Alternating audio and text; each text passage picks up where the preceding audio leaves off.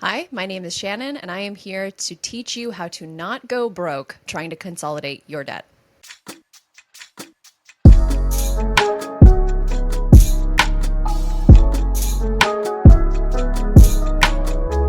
Hello, everybody, and welcome to another episode of Don't Go Broke Trying. I'm really excited that you are here listening to us for another week. Today, we are going to be interviewing Shannon Terrell. She is from Nerdwallet, which is one of my favorite personal finance sites, and she is going to be teaching us all about debt consolidation. I know a lot of people are really struggling with their debt right now. Maybe you have a lot of credit cards that you're trying to balance, or a student loan and a line of credit, and it's feeling a bit overwhelming. So I wanted to talk really not just about debt and the typical things that we say about paying it off, but also I wanted to talk to you about how you can use different strategies to restructure that debt as well. So I have an expert talking to us today, so I'm excited to talk to her. Let's get into it. Okay, hi Shannon. Welcome to Don't Go Broke Trying. Thank you so much for being here.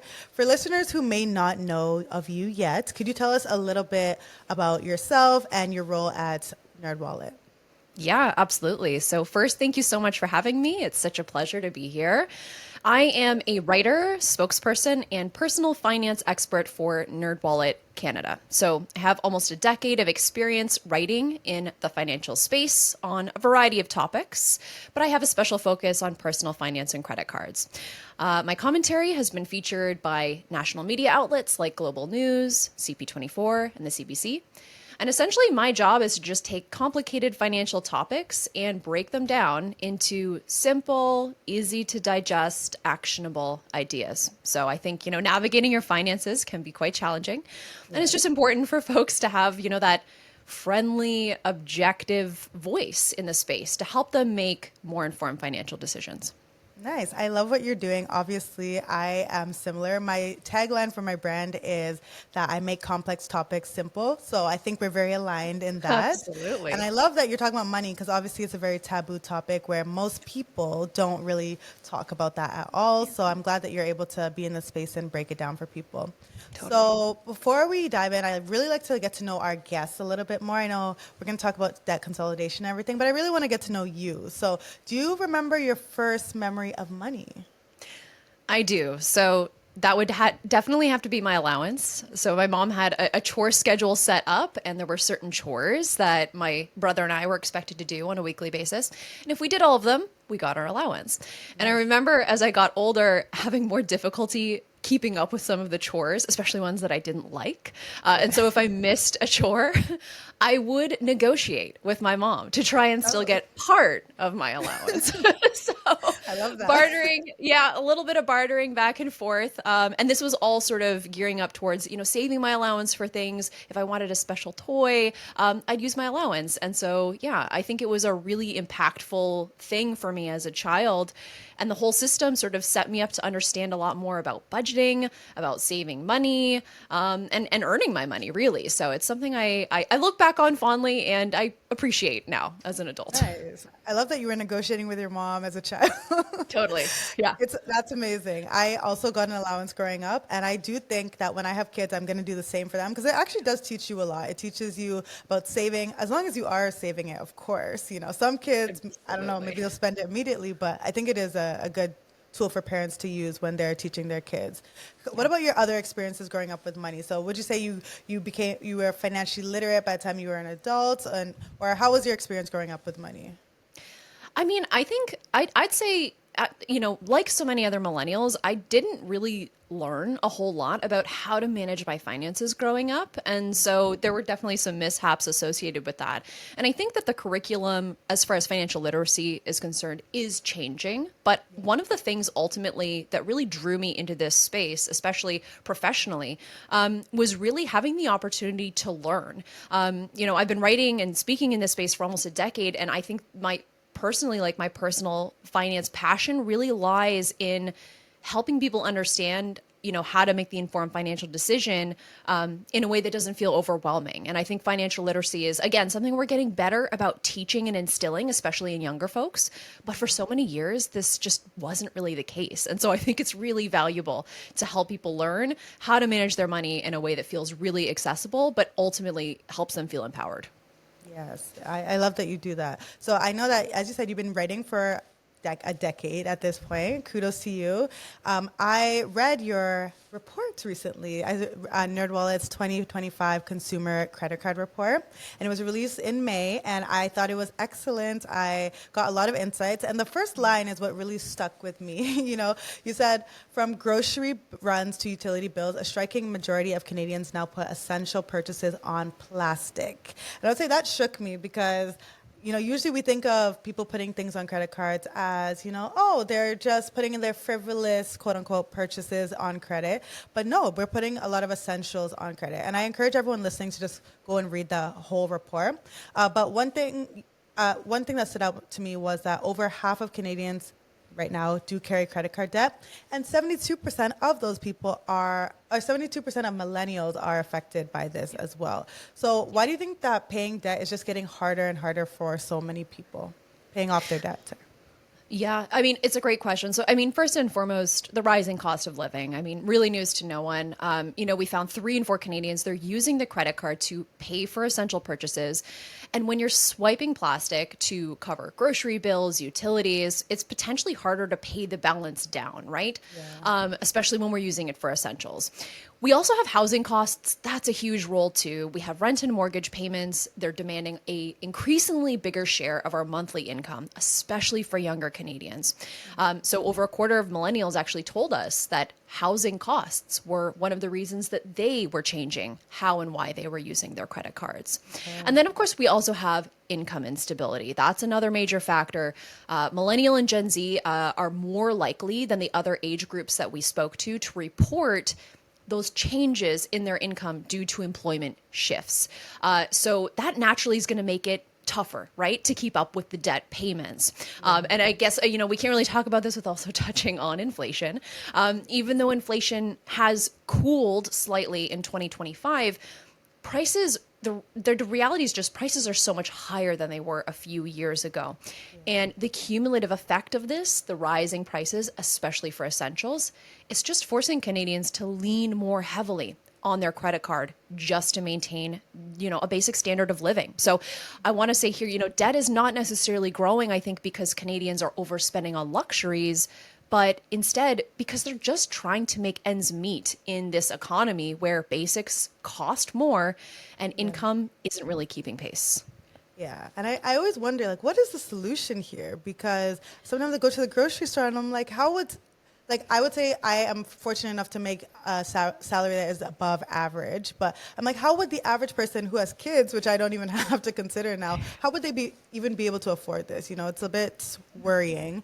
And I guess the solution would be, increase salaries to match inflation, but I don't know if that will ever happen, right? So is there yeah, what are your thoughts on that? Yeah, I mean, the biggest thing I think ultimately is when we're seeing the increase in the cost of essentials, the grocery store is such a huge one for so many folks. The cumulative impact of that, I believe grocery prices have risen over the past 3 years more than 20%. And so Oh, when we wow. see grocery prices going up, when we see shelter going up, and our income isn't keeping pace, that's where we also start to see the inclusion of things like the side hustle trend, which is also so popular right now. So interest in the gig economy. And we're seeing people who are working, a regular 9 to 5 job and then picking up extra work in between in an effort to try and keep pace. So Yeah. there are ways to bridge the gap, but ultimately, I think what's helpful here is to remember if we are using our credit card to cover the cost of essentials, that A, we have a repayment strategy in place, and B, that we're using that credit card efficiently. So ideally matching the spending categories to how we're going to potentially earn rewards, and making sure that we're using it in a way that's not going to increase our debt load over time.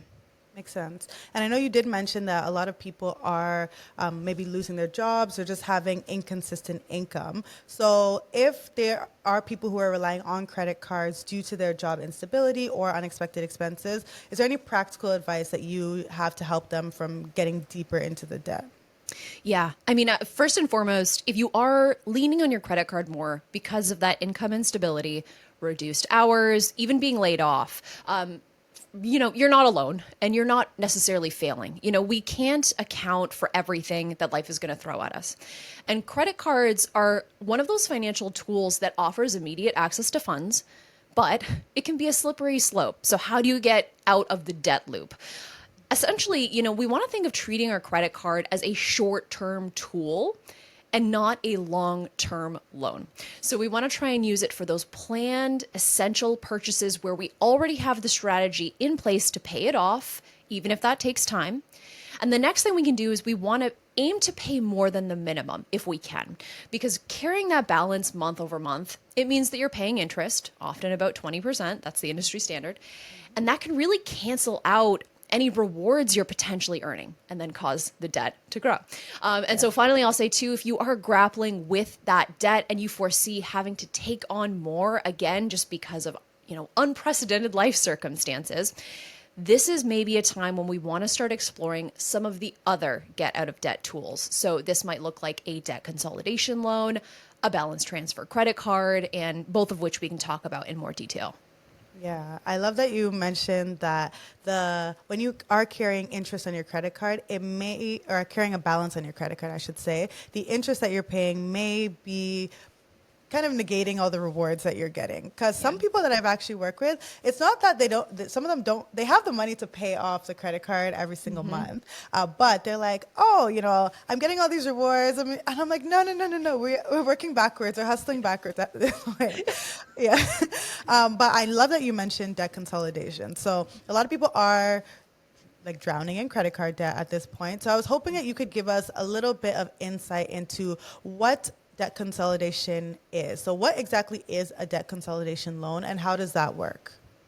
Yeah. So, it is a tough time for a lot of folks right now. We see credit card debt rising across the boards, regardless of your generational cohort. It can be a really steep hill to climb if you're only making those minimum payments. So, debt consolidation loans, I think in general, are getting some more attention right now because they offer you an opportunity to restructure your debt into a single payment that for some folks, it's going to feel like the more manageable debt solution, right? But while these loans can be helpful, they are not one size fits all. So it's important to understand how they work, whether they're the right fit for your financial situations before you actually apply. Okay, so just so that we break it down for the people who may not have heard of it at all. Let's say I have a line of credit, I have a credit card, I have student loans, I have, let's say, those three. So instead of having to make multiple payments on each card or line of credit, I would now instead be making one payment towards who am I making the payment towards, I guess would be my question. Yeah, absolutely. So essentially, we could think of it like a debt consolidation loan as just a form of a personal loan that you're using to pay off multiple debts. Credit cards are a great example, but you named a few different types of repayment programs that we might have in place. What we do is when we get this loan, essentially we apply for a loan amount that is going to cover the total cost of our collective debts. And then again, as instead of having several different payments going out to different providers, we're going to have one payment that goes out to a single provider. So these are typically offered by financial institutions. So say your bank. What you're doing is you're rolling everything into one loan with a fixed payment schedule. And ideally, this new loan comes also with a lower interest rate. So the end result is one debt payment, hopefully with a more competitive interest rate. And the whole point here is just to streamline and consolidate your debt into a repayment effort that's going to feel really easy to manage over time. Bottom line, one bill, one due date, a really clear repayment timeline. Yeah, I think that would make things feel a lot less overwhelming because I know, trying to make multiple payments, especially when they don't have the same dates, it's a lot. Yeah, It can be very unmanageable. So what would you say are some of the biggest pros of using a debt consolidation loan? And then what are some of the risks or hidden downsides that people may not consider? Yeah. And, as we said, it's definitely not one size fits all. So I think the biggest benefit really is simplicity because it's replacing that sort of chaotic network of debt payments with a single predictable monthly bill. So that in and of itself can take like a massive mental load off of your plate, right? The second benefit is cost, because if the new loan has a lower interest rate than what you were paying on the other forms of debt you were carrying, especially a credit card, you could save hundreds, potentially even thousands in interest over the full life of that loan.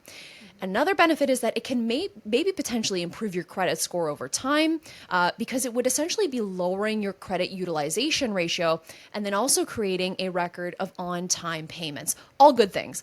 However, no financial tool is without any pitfall. So one thing that sometimes arises is if you are continuing to spend on your credit cards after you've consolidated, now you put yourself at risk of essentially doubling your debt instead of eliminating it. So some consolidation loans, they do also come with fees that you need to be mindful of. You want to think about the repayment terms as well. You know, you don't want to be paying more interest over the life of the loan that you might not otherwise. The other thing to think about too is if your credit score isn't quite so strong, the interest rate that you're going to be offered on that loan, it might not actually be that much more competitive than what you're already paying, right? So again, lots of things to consider here, but ultimately it's important to sort of crunch the numbers and read the fine print before you commit. You know, it's always, I like to remind people, it's always in your best interest to compare your options. So take your time, make sure you understand what you're agreeing to before you sign off. Yeah, and I think a lot of people do not do that. Obviously, you know, they're in a state of desperation. They see this option. It's like, okay, let me just transfer it over to this one loan that I have. Yeah. But as you said, the Yeah. fine print, reading that Yeah. fine print is very important because we don't want you paying more in interest in the long run because then it's kind of pointless. And as you said, my personal opinion is that if you get a debt consolidation loan, you stop using your credit cards, okay? Because it will encourage you to, because now your credit card balance is at zero, and it's like, Yeah. oh, I can start racking it up again. But no, that is not the plan. That is not what we want to do. We want to get you debt free and go, I would say, go into your debt consolidation journey with a plan of, as you said, crunching the numbers, how much can I afford to pay every month, and how long is it till I will actually be able to get out of this debt if I paid on-time payments every single month. In your Exactly. in your opinion, who would you say is someone who's a good fit for a debt consolidation loan, and then who's someone who should maybe stay clear of this? Yeah, so I think that a debt consolidation loan, it's really going to be best for somebody who has multiple high interest debt. If you have a fair to good credit score and you have the income stability to make those consistent payments, the strategy is really only going to work, as you say, if you are securing that more competitive interest rate, you have the strong credit score to grab that. Eventually, I'd say, you know, benchmark would be anything above 560 is probably going to get you in the ballpark of a more competitive rate. And then having, as you say, the discipline to refine the credit card habits once they've been paid off. And again, if you can, as you say, completely stop using them for a time, even better. That's going to make it more effective. Now, I'll say if your credit score is a little bit lower, let's say below 500, this is where you might not qualify for a more favorable rate, and that's going to potentially undermine those benefits. The other flag here would be if you are using your credit card month over month just to cover those basic living expenses, that's when we're potentially dealing with an issue that's more akin to income instability than debt restructuring. So people in that situation, they might actually be better served by maybe some alternative debt options like a balance transfer credit card, or of course, even connecting with a non-profit credit counseling agency to explore their other options. Okay, that's good advice. I always say that sometimes we have an income problem, sometimes we have overspending problem, right? So I know you mentioned that people should crunch the numbers before they before they choose any debt restructuring option. So in this case, what are some of the numbers that you would encourage somebody to crunch before they decide to go this path? Yeah, I'd say the two things are the length of the loan and the interest rate that you're going to receive. So take a look. I know it can be a little bit onerous, but get out all of your debt information, get it on paper, get it in front of you. Look at the interest rates you're currently paying. Look at the repayment timelines that you're looking at. And then you want to see how, if you do use a debt consolidation loan, that may be restructured. And ideally, you want to figure out how much interest you're going to be paying on that debt consolidation loan over the full life of the loan. And actually, there are some online calculators. A lot of financial providers do offer this during the loan application process so you can get a better idea of what to expect.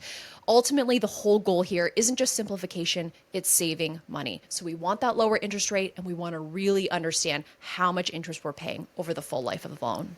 Yeah, great tips. I know you just mentioned that it's a bit of an onerous process, and yes, it will be. But if you want to be debt free eventually, you have to face the numbers. Yeah. I think it's the first key to anything in personal finance. It's looking at what debt do I currently have, and what are the interest rates on this debt? What is the minimum payment? How much am I making in like, compared to these minimum payments as well? And also, like, what percentage of my income right now is going towards my debt? Because I think a lot of people overlook that as well, to see if they'll even be able to keep up with the payment if they do restructure it.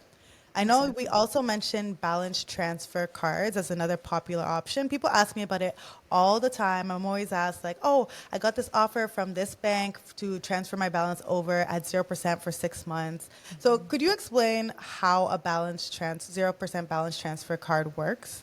Totally. Yeah. So a balance transfer credit card is a card that offers a promotional interest rate, often as low as 0%, on balances that you move over from an existing card. So the promotional interest rate is often limited to a set period, typically about 6 to 12 months. And the idea really here is you're giving yourself this low or even no interest rate period to make faster progress on paying down your debt, because every dollar that you're repaying is potentially going directly towards that outstanding balance. But, as we just covered with the debt consolidation loan, it's not going to be ideal for everybody. There are pros, there are cons, there are definitely things to think about before you get involved. Yeah, so to be honest, it sounds great. It sounds like an amazing product, right? Yeah. But as you mentioned, there's always that fine print. So are there specific things that people should look out for in the fine print? Yeah, definitely. So first and foremost, know that, credit cards, they do often charge a balance transfer fee. So this is typically about 1 to 3% of the amount that you move over. So there is a cost associated with moving your balance. The next thing to know is that the promotional period of the balance transfer credit card, it's not going to last indefinitely. So once that period is over, expect for the card to revert to its regular purchase APR. And that is unfortunately often closer to the industry standard of 20%.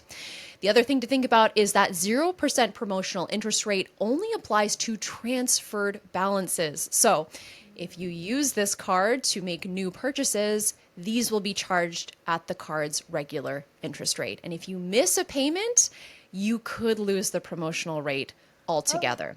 Oh. The last thing you need to really think about is what happens to the credit card or credit cards that you're moving the balance from. Do they carry an annual fee? Do you plan to continue paying it? Are you closing the account out? What you want to think about is knowing, if you're closing an existing credit account, it can impact your credit history length, and that can also impact your credit utilization ratio.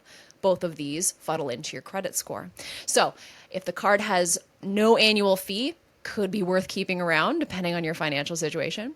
But bottom line here really is just that balance transfer cards, they are a handy tool for sure, but important to read the terms and conditions closely and to stay on top of your payments if you are interested. Ooh, okay. Thank you for mentioning that, because I knew most of those, but I did not know about the missed payment. So maybe it depends on the card, I'm sure. But if you do miss a payment, the interest rates, is it that you will lose the interest rate for the rest of the term, or how does that work? Yes. So some providers, if you do miss a payment, not only do you lose out on the promotional interest rate, again, as we talked about, could be as low as 0%. In some cases, they actually can charge a penalty APR, which is even higher than the 20%. Sometimes I've seen as high as about 25, 26%. So really, it's very important to be mindful, read the terms and conditions, and just know if you're committing to a balance transfer card that you are able to make those payments on time. Wow. Okay. Good to know. I've heard about penalties and stuff, but this is really good to know. So everyone, just to recap, you should make sure that you understand the fees that you will be paying with this new balance transfer card. Also, think of the promotional period. Can you pay down that balance during the promotional period? If it's 12 months, are you able to pay enough towards that amount? over the next 12 months so that you can get it down to zero. Because remember, it will revert back to the original APR or whatever the card's APR is. And then on your transfer, and then also, those missed payments, right? We just want to make sure that you can actually afford to not miss any payments when it comes, because if you do, you are probably better off just staying with your old cards at that point. Yeah. So again, I think this also lends to that thing of, is this an income problem or is this a spending problem? If you truly have an income problem, I don't know that this would be the best solution for you, because do you have enough income to actually keep up with the payments of this card, right? That's a question that you'll have to ask yourself. Absolutely. Okay, now let's go. Thank you for all that information. It was really great. I just want to go back to the report. The report said that many Canadians feel very stressed by their debt right now. So do you think tools like the ones that we just mentioned can offer a lot of peace of mind to people, or do you think they sometimes add a bit more pressure to people? Yeah, that's a great question. I mean, tools like the balance transfer credit card, like debt consolidation loans, they can offer peace of mind, but I think only really if they're being used strategically. So for somebody who is overwhelmed, consolidating multiple debts into one or hitting pause on interest, both of those, they can create a little bit more financial breathing room. And it can feel like relief if you're stuck in a cycle of just keeping up, right? But it's just so important to remember that tools like these, they're not necessarily a free pass. They have limits, they have drawbacks, and if they are used without a clear plan in place, or if you think of them as sort of just a quick fix and your spending habits stay the same, I think that they can add more pressure in the long run. So ultimately, whether these are successful for you or not, it depends on your individual financial situation. But it also comes down to intention and follow through. They can be empowering, but I think they work best when they're paired with a mindset shift. And that's really key here. So it's getting to know whether the tool is right for you. That's really the first step. But then knowing how best to use that tool. That's the game changer. Yes, I think if you take anything away from this episode, that should be what you take away. That mindset shift is what is a great pairing to go with the strategies that you are going to take. Because I've worked with a lot of people, and it's only when their their mindset has really shifted that they can actually make sustainable long-term change and get out of the cycles that they're currently in. Yeah. Okay, so are there any other debt consolidation or debt restructuring strategies that you know of that maybe people could consider that we didn't mention? I mean, ultimately, looking at tools like this, understanding what your goal is, if it's simply to save on interest, to simplify payments, get out of debt, getting clear on the objective, that's going to help you choose the right tool and determine whether it's a right fit for you, for your finances, understanding what kind of debt you have. But really the third thing that I would suggest here for folks who feel that maybe the debt consolidation or a balance transfer credit card just isn't going to cut it for them, isn't the right fit, really there may be opportunities here for more targeted support, especially if you do need support with, as we mentioned, that mindset shift. Money topics can be really loaded. They're taboo. They can be challenging to discuss with your partner, with family, with friends. But it is important if you find yourself in a debt situation that you are absolutely having a tremendous amount of difficulty climbing out of, that you do find a way to reach out potentially for additional support. So in this instance, maybe we want to talk to a qualified financial professional like a financial advisor or a credit counselor. Both of these can be great options. And I think the first thing that sometimes comes up for folks when I mention this is, well, don't they come with a cost too? Yes, in some cases, but there are free options out there. There are agencies out there that are specifically designed to help people that are at no cost to you. So go ahead and explore those options. You can usually connect with people in your area locally just by doing a quick Google search. So again, if you're feeling in over your head, do not be afraid to raise your hand and connect with a professional. Yeah, and I'll leave some of those resources in the show notes so that you all can check them out and find somebody who can help on your journey of getting out of debt. Going back to the report again, did anything from the report surprise you, or any trends that maybe Canadians may not be aware of that should pay more attention to? I mean, we touched on this a little bit. I mean, I won't say it surprised me, but I think the one that we all need to really hear and acknowledge is just how many people are using their credit cards for the basics.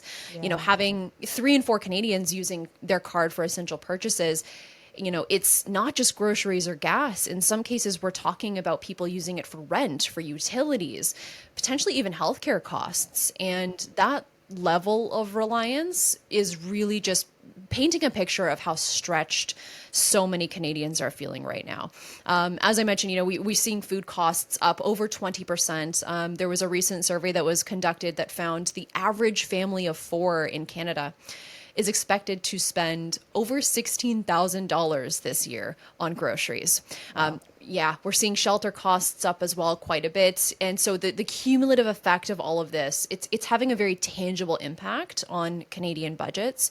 And I think now more than ever before, we have to be spending really strategically, and we have to be using every tool at our disposal to help manage those costs and to stay financially proactive, especially in a time where it feels like so many things are changing quite rapidly, especially in the news cycle. So, being proactive and being strategic is really key. Yeah, that $16,000 is crazy, Yeah. actually. And I feel like, groceries should be just something that we can easily access. So it's kind of sad to hear that. But as you said, I think you gave some great advice. For those who want to find more trustworthy resources about credit card debt, financial tools, just finances in general, do you have any suggestions for them? I happen to think that a great starting point is Nerdwallet Canada. I I gotta throw it agree. out there. I You agree. know, yeah, I mean, our site, it's full of objective, easy to understand resources there to help Canadians make better informed financial decisions. And we have quite a range of personal finance topics, including credit cards, mortgages, investments, even banking options, lots of explainer articles. Essentially, we've done the research so that you don't have to. But beyond Nerdwallet Canada, again, I'll say if you need that personalized support, consider the nonprofit credit counseling agencies. We have a few in Canada. So Credit Canada or the Credit Counseling Society, both of these offer free or low cost help, again, from certified professionals who can walk you through your options and help you build a realistic debt repayment plan. Yeah, so everyone, you're not alone. There are resources out there to help you. So I will again link all those websites below. And Nerdwallet, I've been reading Nerdwallet for years and years and years, even before I was a personal finance content creator, because as you said, they make everything very simple and easy to understand. So I would highly recommend. Okay, Shannon, this has been a great episode. Thank you so much. My last question for you is, if you could give our listeners one piece of advice just to make sure that they don't go broke trying to manage their debt, what would that piece of advice be? Bottom line, do not chase debt with more debt. The tools that we discussed, like balance transfer credit cards and consolidation loans, can help, but they're only helpful if you pair them with an effective plan to change the habits or the circumstances that got you into that place to begin with. And keeping in mind, too, that small, consistent steps, they're going to beat out those big, unsustainable steps every time. So stay consistent, be patient, be willing to try some new things as far as your budget and spending habits are concerned. And ultimately, take heart. You're not alone in this. There's lots of folks who are struggling. And I think having conversations like this, they really empower people to open that up and to reach out for help when they need it. Yeah, thank you, Shannon. That was great advice. I can see how you've been in the game for 10 years. You're killing it. So thank you so much for being on the podcast. If someone wants to learn more about you or connect with you, where would they, or Nerdwallet, where would they do that? Absolutely. I mean, you can find my author page on Nerdwallet Canada, or you can find me on LinkedIn as well. I like to upload short little video explainers there as we roll out commentary around all kinds of personal finance topics in Canada. So you can catch up with me there too. Awesome. We'll definitely check you out and we'll link those in the show notes. Thank you so much for being on the episode, Shannon. And everyone, if you did enjoy this episode, feel free to share on your social media, tag Nerdwallet and tag me as well. And just tell us what you thought of the episodes as well. So thank you so much for being on the episode, Shannon. I appreciate you. Bye.